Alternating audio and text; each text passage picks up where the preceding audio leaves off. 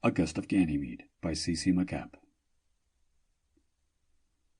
His employer had paid enormously to have the small ship camouflaged as a chunk of asteroid belt rock, and Gil Murdoch had successfully maneuvered it past the quarantine. Now it lay snugly melted into the ice, and if above them enough water had boiled into space to leave a scar, that was nothing unique on Ganymede's battered surface. In any case, the Terran patrols weren't likely to come in close. Murdoch applied heat forward and moved the ship gingerly ahead. "What are you doing now?" Waverill demanded. Murdoch glanced at the blind men. "Trying to find a clear spot, sir, so I can see into the place." "What for? Why didn't you just contact them?" "Just being careful, sir. After all, we don't know much about them."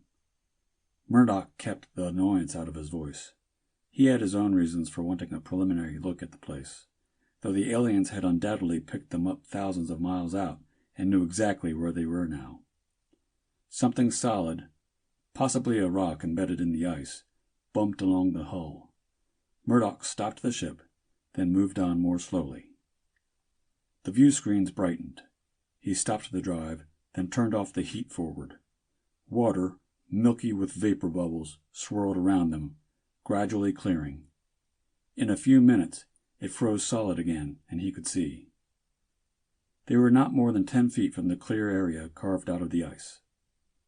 Murdoch had the viewpoint of a fish in murky water, looking into an immersed glass jar. The place was apparently a perfect cylinder, walled by a force field or whatever held back the ice. He could see the dark translucency of the opposite wall, about 50 yards away, and extending down 80 or 90 feet from the surface. He'd only lowered the ship a third that far, so that from here he looked down upon the plain, one-story building, and the neat lawns and hedges around it. The building and greenery occupied only one half of the area, the half near Murdoch being paved entirely with gravel and unplanted. That, he presumed, was where they'd land. The building was fitted to the shape of its half-circle and occupied most of it, like a half-cake set in a round box with a little space around it. A gravel walkway, bordered by grass, ran along the straight front of the building and around the back curve of it. The hedges surrounded the half-circle at the outside. There was an inconspicuous closed door in the middle of the building. There were no windows in the flat gray wall. The plants looked Terran, and apparently were rooted in soil, though there must be miles of ice beneath. Artificial sunlight poured on the whole area from the top. Murdoch had heard, and now was sure, that something held an atmosphere in the place. "What are we waiting for?" Waverill wanted to know. Murdoch reached for a switch and said simply, "Hello." The voice that answered was precise and uninflected. "Who are you?" "My employer is Frederick Waverill. He has an appointment." "And you?" "Gilbert Murdoch." There was a pause. Then, "Gilbert Andrew Murdoch, age 34, born in the state called Illinois." Murdoch, startled, hesitated, then realized he'd probably been asked a question. That's right." "There is a price on your head, Murdoch." Murdoch hesitated again, then said, "There'd be a price on your own if Earth dared to put it there." Waverill gripped the arms of his seat and stood up, too vigorously for the light gravity. "Never mind all that. I hired this man because he could make the contact and get me here. Can you give me back my eyes?" "We can. But first of all, I must warn both of you against trying to steal anything from us or prying into our methods. Several Terrans have tried, but none have escaped alive." Waverill made an impatient gesture. "I've already got more money than I can count. I've spent a lot of it, a very great lot, on the metal you wanted, and I have it here in the ship. We have already perceived it, and we do not care what it has cost you. We are not altruists." That, thought Murdoch, could be believed. He felt clammy. If they knew so much about him, they might also be aware of the years he'd spent sifting and assessing the rumors about them that circulated around the tenuous outlaw community of space. Still, he'd been as discreet as was humanly possible. He wondered if Waverill knew more than he pretended. He thought not. Murdoch's own knowledge was largely meticulous deduction. This much Murdoch knew with enough certainty to gamble his life on it. The treatments here involved a strange virus-like thing which multiplied in one's veins, and for presumably selfish or instinctive reasons, helped the body to repair and maintain itself. He knew for dead certain that the aliens always carefully destroyed the virus in a patient's veins before letting him go. He thought he knew why. The problem was to smuggle out any viable amount of the virus. Even a few cells, he thought, would be enough if he could get away from here and get them into his own blood, for it would multiply. And what would be the going price for a drop of one's blood, for 1,000th of a drop, if it carried virtual immortality? A man could very nearly buy Earth. The voice was speaking again. Move straight ahead. The field will be open for you. Murdoch got the ship moving. He was blanked out again by the melting ice until they popped free into air, with an odd hesitation and then a rush. The ship was borne clear on some sort of a beam. You could hear water cascading outside the hull for a second, then it was quiet. He glanced at the aft viewer and could see the tunnel where they'd come out, with a little water still in the bottom, confined by the force field again. The water that had escaped was running off along a ditch that circled the clearing. They were lowered slowly to the graveled area. Leave the ship, the voice directed, and walk to the doorway you see. Murdoch helped Waverill through the inner and outer hatches and led him toward the building. His information was that a force barrier sliced off this half the circle from the other, and he could see that the hedges along the diameter pressed against some invisible plane surface. He hesitated as they came to it, and the voice said, "Walk straight ahead to the door. The field will be opened for you." He guided Waverill in the right direction. As they passed the midpoint, he felt an odd reluctance, a tingle, and a slight resistance. Waverill grunted at it, but said nothing. The door slid open, and they were in a plain room with doors at the left and right. The outer door closed behind them. The door on the right opened, and Murdoch took Waverill through it. They were in a second room of the same size, bare except for a bench along one wall. The voice said, "Remove your clothing and pile it on the floor." Waverill complied without protest, and after a second Murdoch did too. "Step back," the voice said. They did. The clothing dropped through the floor sluggishly in the light gravity. Murdoch grunted. There were weapons built into his clothes, and he felt uneasy without them. At the end of the room, away from the middle of the building, was another door like the one they'd come through. It opened, and a robot walked in. It was humanoid in shape, flesh-colored, but without animal details. The head had several features other than the eyes, but none of them was nose, mouth, or ears. It stood looking at them for a minute, then said in the familiar voice, "Do not be alarmed if you feel something now." There was a tingling, then a warmth, then a vibration, and some other sensations not easy to classify.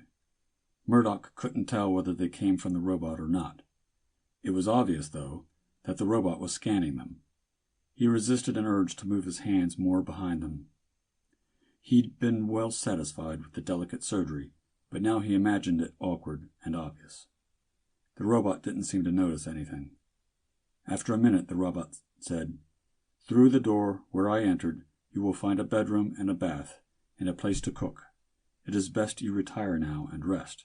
Murdoch offered his arm to Waverill, who grumbled a little, but came along. The voice went on, seeming now to come from the ceiling. "Treatment will begin tomorrow. During convalescence, Murdoch will care for Waverill. Sight will be restored within 4 days, and you will be here 1 day after that. Then you may return to your ship. You will be protected from each other while you are here. If you keep your bargain, you will be of no concern to us after you leave." Murdoch watched Waverill's face, but it showed nothing. He was sure the billionaire already had arrangements to shut him up permanently as soon as he was no longer needed, and he didn't intend, of course, to let those arrangements work out. It developed that when the robot spoke of days, it meant a 24-hour cycle of light and dark, with temperatures to suit. Under other circumstances, the place would have been comfortable. The pantry was stocked with Earthside food that didn't help Murdoch's confidence any, since it was further evidence of the aliens' contacts with men. He cooked eggs and bacon, helped Waverill eat, then washed up the dishes. He felt uneasy without his clothes, the more because the weapons in them, through years of habit, were almost part of himself. He thought, I'm getting too jumpy too soon. My nerves have to last a long time yet. While he was putting the dishes to drain, the robot walked into the room and watched him for a moment. Then it said to Waverill, "Keep your hand on my shoulder and walk behind me." It reached for Waverill's right hand and placed it on its own right shoulder, revealing in the process that its arm was double-jointed. Then it simply walked through the wall. The blind man, without flinching, and perhaps without being aware, passed through the seemingly firm substance. When they were gone, Murdoch went quickly to the wall and passed his hands over it. Solid. The voice came from the ceiling. You cannot penetrate the walls except when told to. Any place you can reach in this half of the grounds is open to you. The half where your ship is will remain cut off. You may amuse yourself as you wish, so long as you do not willfully damage anything. We have gone to great effort to make this place comfortable for Terrans. Do not impair it for those who may come later. Murdoch smiled inwardly. He'd known the walls would be solid. He'd only wanted to check the alien's watchfulness. Now he knew that there was more to it than just the robot, and that the voice was standard wherever it came from. Not that the information helped any. He walked back to the middle of the building and went through the door across the lobby. In that half of the building were a library, a gymnasium, and what was evidently a solar system museum. There was nothing new to him in the museum. Though there were useful tables and data in the library, he was too tense to study. The gymnasium he'd use later. He went outside, walking gingerly on the gravel. The rear of the building was a featureless semicircle, the lawns and hedges unvaried. He took deep breaths of the air perfumed by flowers. He jumped at a sudden buzz near his elbow. A bee circled up from a blossom and headed for the top of the building to disappear over the edge.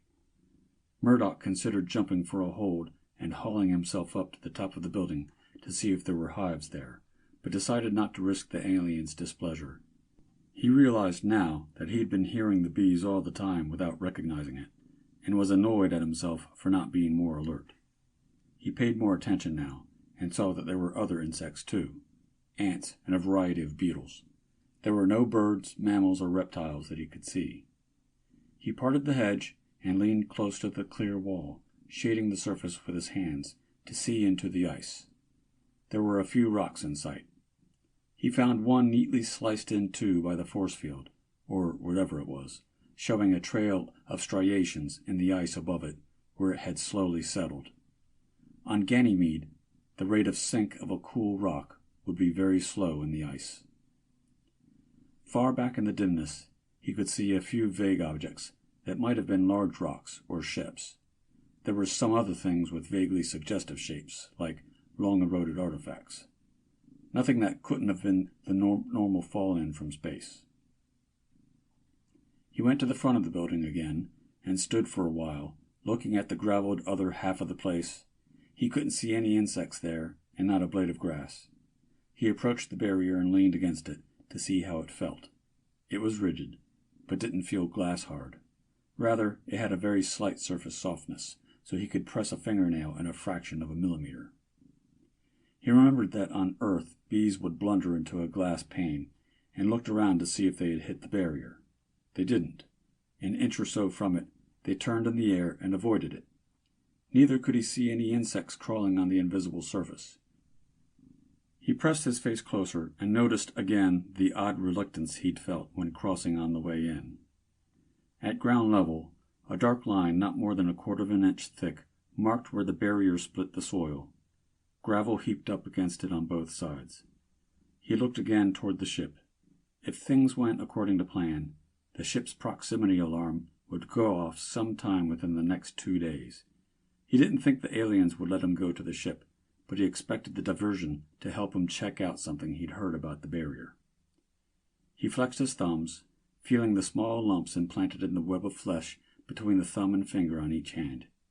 He'd practiced getting the tiny instruments in and out until he could do it without thinking, but now the whole project seemed ridiculously optimistic.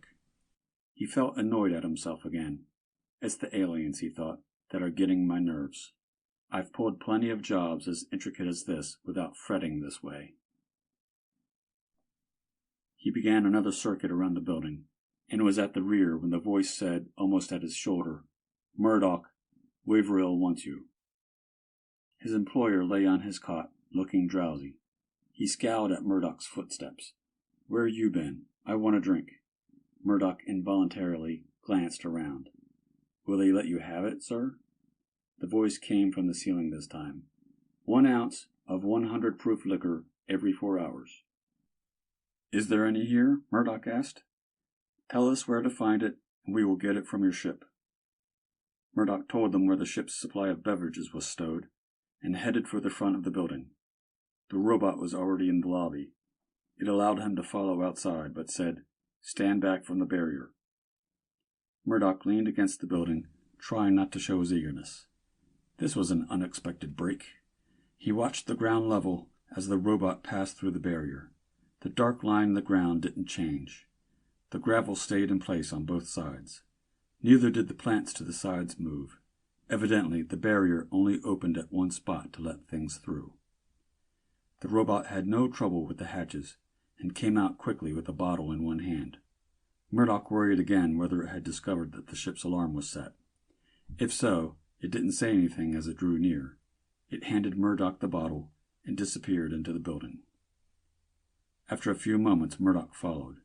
He found Waverill asleep, but at his footsteps the older man stirred. "Murdoch, where's that drink?" "Right away, sir." Murdoch got ice from the alien's pantry, put it in a glass with a little water, and poured in about a jigger of rye. He handed it to Waverill, then poured himself a straight shot. Rye wasn't his favorite, but it might ease his nerves a little. Said Waverill. "It's better." Murdoch couldn't see any marks on him. "Did they stick any needles into you, sir?" "I'm not paying you to be nosy." "Of course not, sir. I only wanted to know so I wouldn't touch you in a sore spot." "There are no sore spots," Waverill said. "I want to sleep a couple of hours, so go away. Then I'll want a steak and a baked potato." "Surely, sir." Murdoch went outside again and toward the grounds without seeing anything new. He went to the barrier and stared at the ship for a while. Then, to work off tension, he went into the gymnasium and took a workout. He had a shower, looked in on Waverill and found him still asleep, then went back to the library. The books and tapes were all Terran, with no clues about the aliens. The museum was no more helpful. It was a relief when he heard Waverill calling. There were steaks in the larder and potatoes. Waverill grumbled at the wait while Murdoch cooked. The older man still acted a little drowsy, but had a good appetite.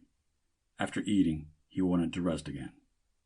Murdoch wondered some more, then forced himself to sit down in the library and pretend to study. He went over his plans again and again.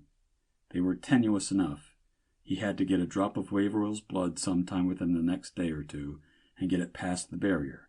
Then he had to get it into the ship and, once away from Ganymede, inoculate himself. The problem of Waverill didn't worry him. The drowsiness would have to be coped with, but based on the timetable Waverill's symptoms would give him, he should be able to set up a flight plan which would allow him to nap. The time dragged agonizingly. He had 2 more drinks during the afternoon, took another workout and a couple of turns around the building, and finally saw the sun lamps dimming. After that, there was a time of lying on his bunk, trying to force himself to relax. Finally, he did sleep. He was awake again with the first light, got up and wandered restlessly into the pantry. In a few minutes, he heard Waverill stirring. "Murdoch!" came the older man's voice. Murdoch went to him. "Yes, sir. I was just going to get breakfast." "I can see the light." You That's wonderful, sir. I can see the light. Damn it, where are you? Take me outside. It's no brighter out there, sir. Murdoch was dismayed. He'd counted on another day before Waverill's sight began to return, with a chance to arrange a broken drinking glass, a knife in Waverill's way, something to bring blood in an apparent accident. Now, take me outside. Yes, sir. Murdoch, his mind spinning, guided the older man. The door slid open for them, and Waverill crowded through. As he stepped on the gravel with his bare feet, he said, "Ouch! Damn it!" "Step lightly, sir, and it won't hurt." Murdoch had a sudden wild hope that Waverill would cut his feet on a sharp pebble. But there were no sharp pebbles. They were all rounded, and the light gravity made it even more unlikely. Waverill raised his head and swung it to the side. "I can see spots of light up there." "The sun lamps, sir. They're getting brighter." "I can see where they are." The older man's voice was shaky. He looked toward Murdoch. "I can't see you, though." "It'll come back gradually, sir. Why don't you have breakfast now?" Waverill told him what to do with breakfast.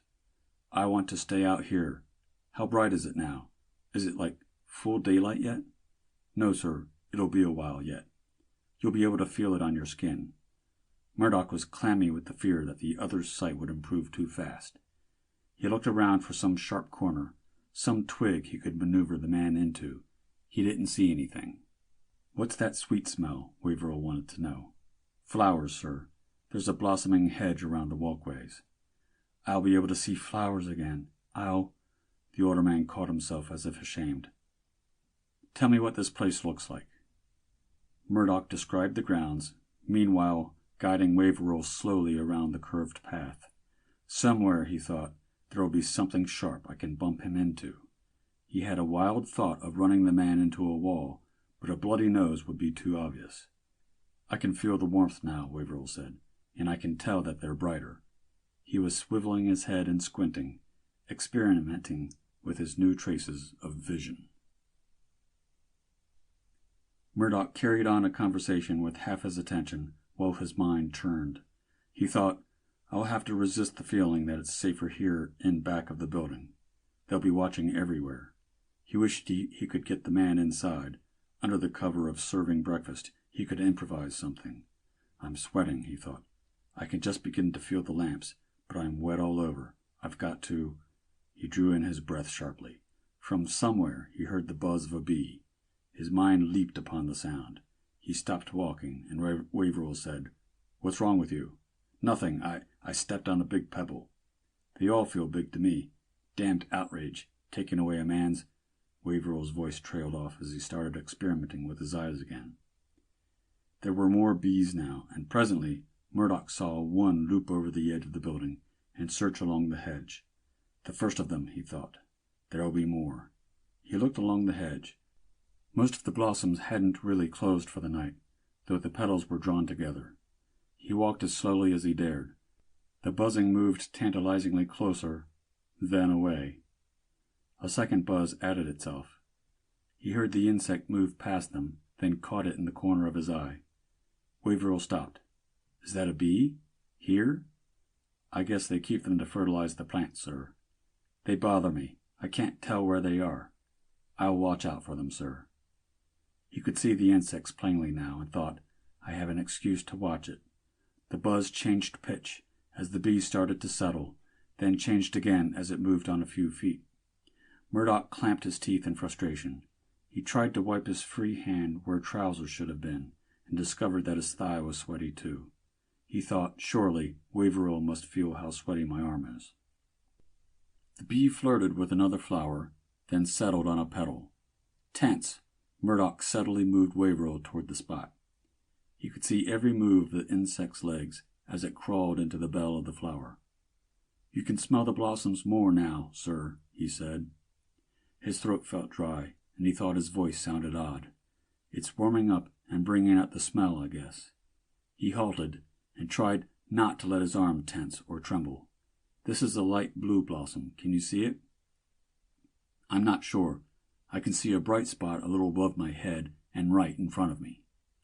"That's a reflection off the ice, sir. The flower's down here."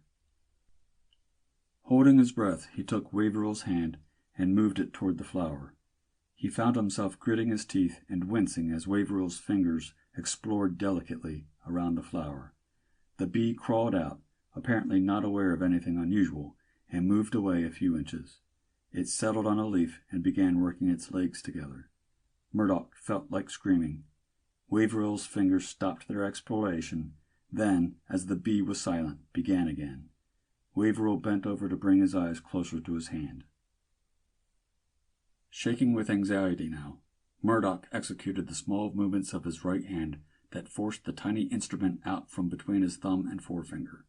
He felt a panicky desire to hurry and forced himself to move slowly. He transferred the tiny syringe to his left hand, which was nearer Waverill. Waverill was about to pluck the blossom. Murdoch moved his right hand forward, trying, in case the aliens could see, though he had his body in the way, to make the move casual. He flicked a finger near the bee. The bee leaped into the air, its buzz high-pitched and loud. Waverill tensed. Murdoch cried, "Look out, sir," and grabbed at Waverill's hand. He jabbed the miniature syringe into the fleshy part of the hand at the outside, just below the wrist. "Damn you," Waverill bellowed, slapping at his right hand with his left. He jerked away from Murdoch. "Here, sir, let me help you." "Get away from me, you clumsy fool." "Please, sir, let me get the stinger out. You'll squeeze more poison into your skin." Waverill faced him, a hand raised as if to strike. Then he lowered it. "All right, damn you, and be careful about it." Shakily, Murdoch took Waverill's hand. The syringe, dangling from the skin, held a trace of red in its minute plastic bulb. Murdoch gasped for breath and fought to make his fingers behave. He got hold of the syringe and drew it out. Pretending to drop it, he hid it in the junction of the third and fourth fingers of his left hand. He kept his body between them and the building, and tried to make his actions convincing. "There, it's out, sir." Waverill was still cursing in a low voice. Presently he stopped, but his face was still hard with anger. "Take me inside." "Yes, sir." Murdoch was weak with reaction. He drew a painful breath, gave the older man his left arm, and led him back.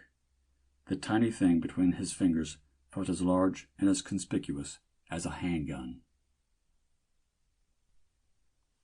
Murdoch felt as if the entire place was lined with eyes, all focused on his left hand. The act of theft clearly begun, his life in the balance. He felt now the icy nausea of fear, a feeling familiar enough, and which he knew how to control, but which he still didn't like. Fear. It's a strange thing, he thought, a peculiar thing. If you analyzed it, you could resolve it into the physical sick feeling and the wish in your mind, a very fervent wish, that you were somewhere else. Sometimes, if it caught you tightly enough, it was almost paralyzing, so that your limbs and even your lungs seemed to be on strike. When fear gripped him, he always remembered back to that turning point, that act that had made him an outlaw and an exile from Earth. He'd been a pilot in the Space Force, young, just out of the academy, and the bribe had seemed very large and the treason very small. It seemed incredibly naive now that he should not have understood that a double cross was necessarily a part of the arrangement. It was in escaping it all, against odds beyond calculating, that he had learned that he thought faster and deeper than other men, and that he had guts. Having guts turned out to be a different thing than he had imagined. It didn't mean that you stood grinning and calm while others went mad with fear. It meant you suffered all the panic, all the actual physical agony they did, but that you somehow stuck to the gun, took the buffeting, and still had in a corner of your being enough wit to throw the counterpunch or think through to the way out. And that's what he had to do now, endure the fear and keep his wits. The robot had responded to Waverill's loud demand. It barely glanced at Waverill's hand, said, "It will heal quickly," and left. So far as Murdoch could tell, it didn't look at him. As soon as he dared, he went and took a shower. In the process of lathering, he inserted the syringe into the slit between thumb and forefinger of his left hand. In that hiding place was a small plastic sphere holding a substance which ought to be nutrient to the virus. It was delicate work, but he'd practiced well, and his fingers were under control now, and he got the point of the syringe into the sphere and squeezed. He relaxed the squeeze, felt the bulb return slowly to shape as it drew out some of the gummy stuff. He squeezed it back in, let the shower rinse the syringe, and got that back into the pouch in his right hand. He didn't dare discard it. There was always the possibility of failure and a second try, though the timing made it very remote. If the surgery was right, the pouches in his hand were lined with something impervious, so that none of the virus would get into his blood too soon. He lathered very thoroughly and rinsed off, then let a blast of warm air dry him. He felt neither fear nor elation now. Rather, there was a letdown, and a weary apprehension at the trials ahead. The next big step was to get the small sphere past the barrier ahead of the time of leaving. He was pretty sure that he couldn't smuggle it out on his person. The alien's final examination and sterilization would prevent that. Now there came the agony of waiting for the next step. He hadn't been able to rig things tightly enough to predict within several hours when it would come. It might be in 1 hour or in 10. A derelict was drifting in. He'd arranged that, but it might be late or it might be intercepted.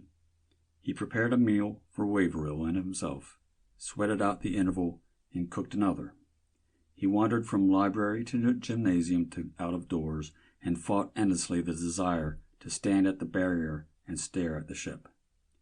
The robot examined Waverill and revealed only that things were going well. Waverill spent most of his time bringing objects before his eyes, squinting and twisting his face, swallowed up in the ecstasy of his slowly returning vision. When darkness came, the older man slept. Murdoch lay twisting on his own couch or dozed fitfully, beset with twisted dreams. When the ship's alarm went off, he didn't know at first whether it was real or another of the dreams. His mind was sluggish and clearing, and when he sat up, he could hear sounds at the front of the building. Suddenly, in a fright that he would be too late, he jumped up and ran that way. The robot was already out of the building. It turned toward him with a suggestion of haste. "What is this?" Murdoch tried to act startled. "The ship's alarm. There's something headed in. Maybe Earth Patrol. Why did you leave the alarm on? I guess I forgot in the excitement." "That was dangerous stupidity. How is the alarm powered?" "It's self-powered, rechargeable batteries. You are fortunate that it is only a dead hull drifting by. Otherwise, we would have to dispose of you at once. Stay here. I will shut it off." Murdoch pretended to protest mildly, then stood watching the robot go. His hands were moving in what he hoped looked like a gesture of futility. He got the plastic sphere out of his hiding place and thumbed it like a marble. He held his breath. The robot crossed the barrier. Murdoch flipped the sphere after it. He saw it arc across the line and bound once. Then he lost it in the gravel. In the dim light from Jupiter, low on the horizon, he could not find it again. Desperately, he memorized the place in relation to the hedge. When he and Waverill left, there would be scant time to look for it. The robot didn't take long to solve the ship's hatches, go in through the lock, and locate the alarm. The siren chopped off in mid-scream. The robot came back out and started toward him. Involuntarily, he backed up against the building, wondering what the robot, or its masters, might deduce with alien senses, and whether swift punishment might strike him the next instant. But the robot passed him silently and disappeared indoors. After a while, he followed it inside, lay down on his couch, and resumed the fitful wait. The next morning, Waverill's eyes followed him as he fixed breakfast. There was life in them now, and purpose. The man looked younger, more vigorous, too.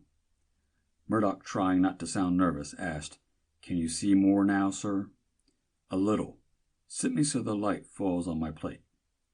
Murdoch watched the other's attempts to eat by sight rather than feel, adding mentally to his own timetable of the older man's recovery. Apparently, Waverill could see his plate, but no details of the food on it. There was no more drowsiness, though. The movements were deft, except that they didn't correlate with the eyes. The eyes seemed to have a little trouble matching up, too, sometimes. No doubt it would take a while to restore the reflexes lost over the years. Waverill walked the grounds alone in mid-morning. Murdoch, following far enough behind not to draw a rebuff, took the opportunity to spot his small treasure in the gravel beyond the barrier. Once found, it was dismayingly visible, but there was nothing he could do now. He was sweating again, and hoped with a sort of half-prayer to fortune that his nerves wouldn't start to shatter once more. He made lunch, then set himself the job of waiting out the afternoon. Ages later, he cooked dinner. He managed to eat most of his steak, envying Waverill the wolfish appetite that made quick work of the meal. The long night somehow wore through, and he embraced eagerly the small respite of breakfast. He felt unreal when the alien voice said, "Do not bother to wash the dishes. Lie down on your bunks for your final examination. When you awake, you may leave." The fear spread through him again as he moved slowly to his couch. He thought, "If they've caught me, this is when they'll kill me." He was afraid, no doubt of that. All the old symptoms were there, but oddly, there was a trace of perverse comfort in the thought. Maybe I've lost. Maybe I'll just never wake up. Then dizziness hit him. He was aware of a brief, feeble effort to resist it. Then he slid into darkness. He came awake, still dizzy, and with a drugged feeling. His mouth was dry. Breath came hard at first. He tried to open his eyes, but his lids were too stiff. He spent a few minutes just getting his breath to working, then he was able to open his eyes a little. When he sat up, there was a wash of nausea. He sat on the edge of the bunk, head hung, until it lessened. Gradually, he felt stronger. Waverill was sitting up too, looking no better than Murdoch felt. He seemed to recover faster, though, Murdoch thought. Healthier than I am now. I hope he hasn't become a Superman. The voice from the ceiling said, "Your clothes are in the next room. Dress and leave at once. The barriers will be opened for you." Murdoch got to his feet and headed for the other room. He paused to let Waverill go ahead, and noticed that Waverill had no trouble finding the door. The older man wasn't talking this morning, and the jubilation he must feel at seeing again was confined, outwardly, to a tight grin. They dressed quickly, Murdoch noting in the process that his clothes had been gone over carefully and all weapons removed. It didn't matter, but it did matter that he had to collect his prize on the way to the ship, and the sweaty anxiety was with him. As they went out the door, Waverill stopped and let his eyes sweep about the grounds. What a cool character he is, Murdoch thought. Not a word, not a sign of emotion. Waverill turned and started toward the ship. Murdoch let him get a step ahead. His own eyes were searching the gravel. For a moment, he had the panicky notion that it was gone. Then he spotted it. He wouldn't have to alter his course to reach it. He saw Waverill flinch a little as they crossed the barrier. Then he, too, felt the odd sensation. He kept going, trying to bring his left foot down on the capsule. He managed to do it. Taut with anxiety, he paused and half-turned as if for a last look back at the place. He could feel the sphere give a little, or maybe it was a pebble sinking into the ground. He twisted his foot. He thought he could feel something crush. He hesitated. In the agony of trying to decide whether to go on or to make more sure by dropping something and pretending to pick it up. He didn't have anything to drop. He thought, "I've got to go on or they'll suspect." He turned. Waverill had stopped and was looking back at him keenly. Murdoch gripped himself, kept his face straight, and went on. Waverill had to grope a little getting into the ship, as though his hands still didn't correlate with his eyes, but it was clear that he could see all right, even in the ship's dim interior. Murdoch said, "Your eyes seem to be completely well, sir." Waverill was playing it cool, too. "They don't match up very well yet, and I have to experiment to focus. It'll come back, though." He went casually to his seat and lowered himself into it. Murdoch got into the pilot's seat. "Better strap in, sir." He didn't have long to wonder how they'd be sent off. The ship lifted and simply passed through whatever served as a ceiling. There was no restraint when Murdoch turned on the gravs and took over. He moved off toward Ganymede's north pole, gaining altitude slowly, watching his screens, listening to the various hums and whines as the ship came alive.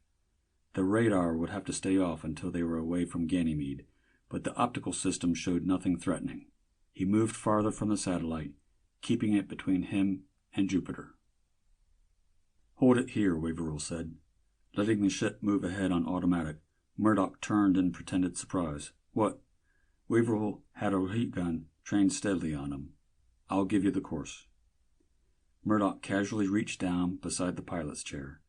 A compartment opened under his fingers, and he lifted a gun of his own.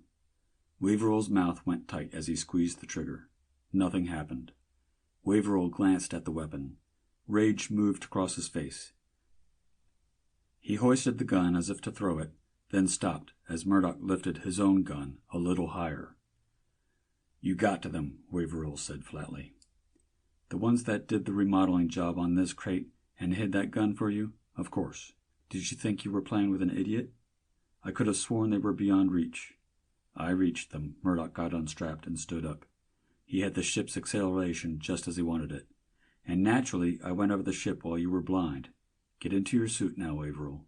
"Why?" "I'm giving you a better break than you were going to give me. I'm putting you where the patrol will pick you up." "You won't make it, you son of a bitch. I've got some cards left. I know where you plan to rendezvous. By the time you buy your way out of jail, I'll be out of your reach." "You never will." "Talk hard enough, and I may decide to kill you right now." Waverill studied his face for a moment, then slowly got to his feet. He went to the suit locker, got out his suit, and squirmed into it. Murdoch grinned as he saw the disappointment on the other's face. The weapons were gone from the suit, too.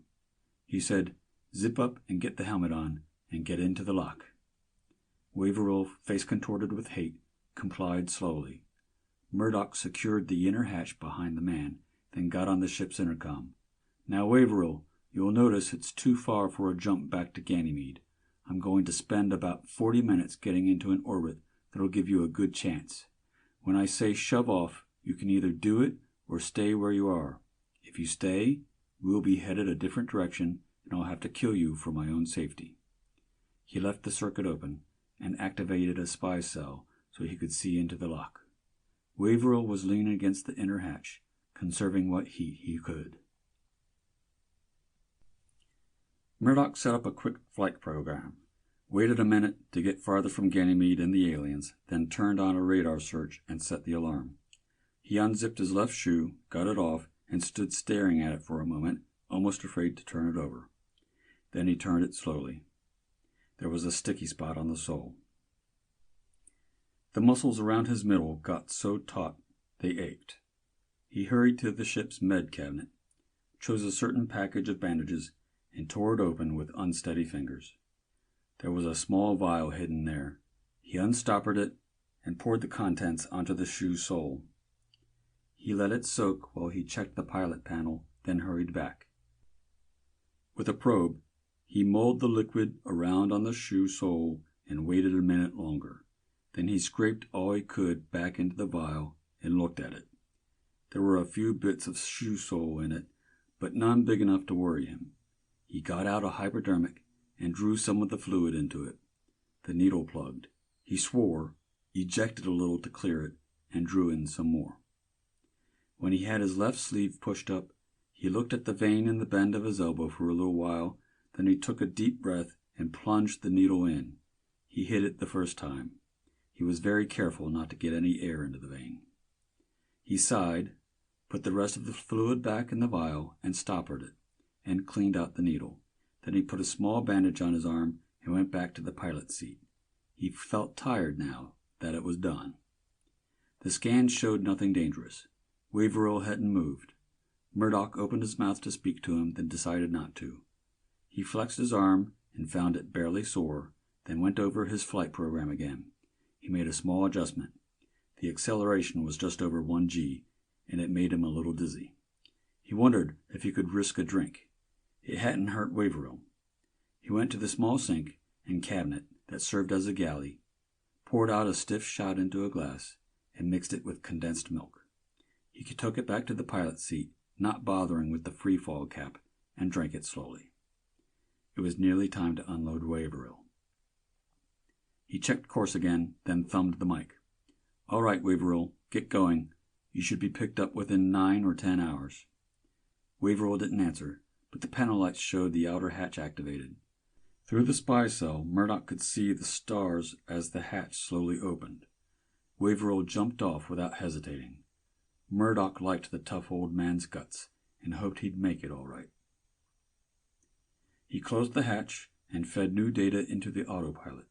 He sagged into the seat as the ship strained into a new course. Then it eased off to a steady forward acceleration. He was ready to loop around another of Jupiter's moons, then around the giant planet itself on a course that should defy pursuit unless it was previously known. He flexed his arm. It was a little sore now. He wondered when the drowsiness would hit him. He didn't want to trust the autopilot until he was safely past Jupiter. If a meteor or a derelict got in the way, it might take human wits to set up a new course safely. He had all the radar units on now. The conic sweep forward showed the great bulge of Jupiter at one side, no blips in space. The 3 plan position screens, revolving through cross-sections of the sphere of space around him, winked and faded with blips, but none near the center. He thought, I've made it. I've gotten away with it, and I ought to feel excited. Instead, he was only tired. He thought, I'll get up and fill a thermos with coffee. Then I can sit here. He unstrapped and began to rise. Then his eyes returned to one of the scopes. This particular one was seldom used in space. It was for planet landings. It scanned ahead in a narrow horizontal band like a sea vessel's surface sweep. He planned only to use it as he transited Jupiter, to cut his course in near to the atmosphere. It was only a habit that had made him glance at it. The bright green line showed no peaks, but at the middle, and for a little way to each side, it was very slightly uneven. He thought, it's just something in the system, out of adjustment. He looked at the forward sweep. There were no blips dead ahead. He moved the adjustments of the horizontal sweep, blurred the line, then brought it back to sharpness, except in the middle. The blurriness there remained. He opened a panel and punched automatic cross-checks, got a report that the instrument was in perfect order. He looked at the scope again. The blurred length had grown to either side. Clammy sweat began to form on his skin. He punched at the computers, set up a program that would curve the ship off its path, punched for safety verification, and activated the autopilot. He heard the drive's whine move higher, but felt no answering lateral acceleration. He punched for 3G deceleration, worked frantically to get strapped in. The drive shrieked, but there was no tug at his body. The blurred part of the green line was spreading. He realized he was pressing against the side of his seat.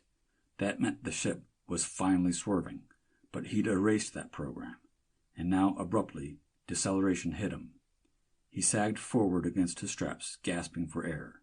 He heard a new whine as his seat automatically began to turn, pulling in the straps on one side as it maneuvered to face him away from the deceleration. He was crushed sideways for a while.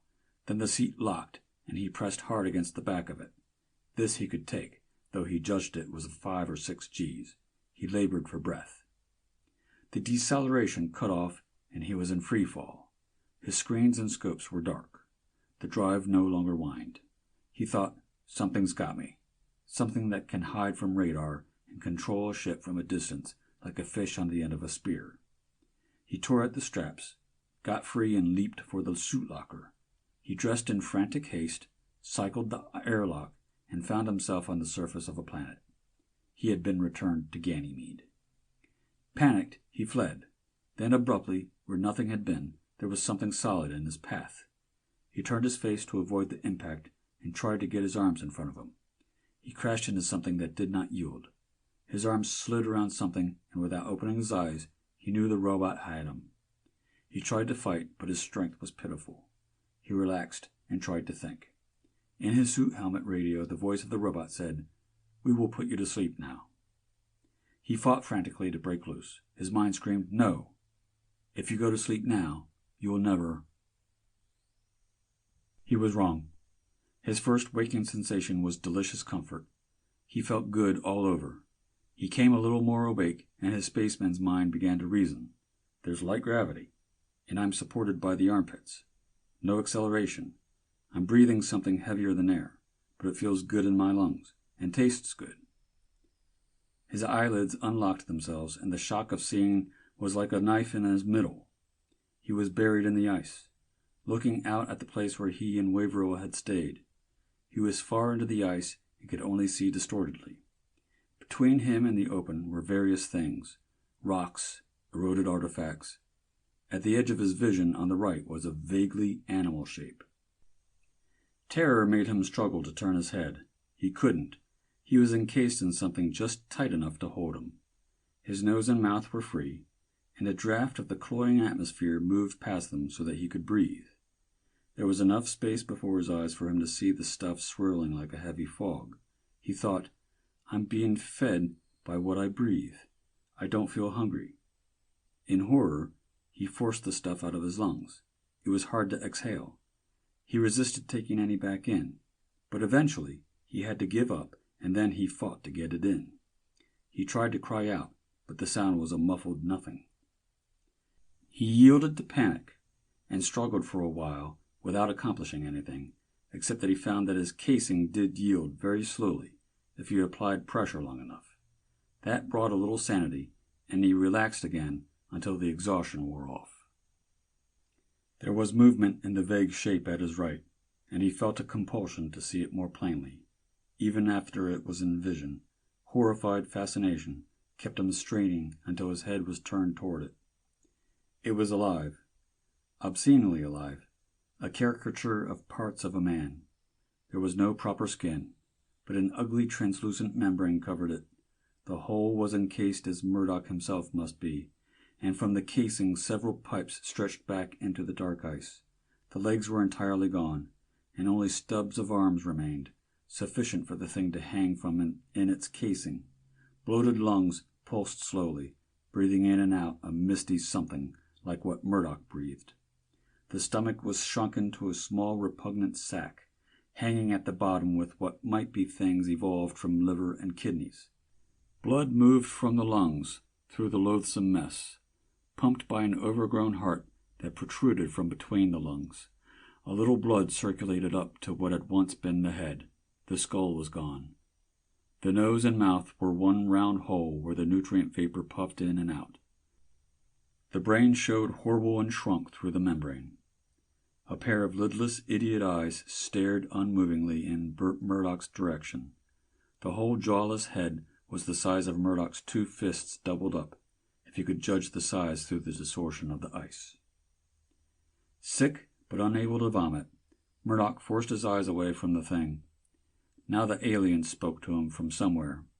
"Pretty, isn't he, Murdoch? He makes a good bank for the virus. You are right, you know. It does offer great longevity, but it has its own ideas of what a host should be." Murdoch produced a garbled sound, and the aliens spoke again. "Your words are indistinct, but perhaps you are asking how long it took him to become this way. He was one of our first visitors, the very first who tried to steal from us. His plan was not as clever as your own, which we found diverting, though of course you had no chance against our science, which is beyond your understanding." And in answer to his moan, they said, "Do not be unphilosophical, Murdoch. You will find many thoughts to occupy your time." "I will go mad," he thought. "That's the way out." But he doubted that even the escape of madness would be allowed. End of A Guest of Ganymede by C.C. MacApp.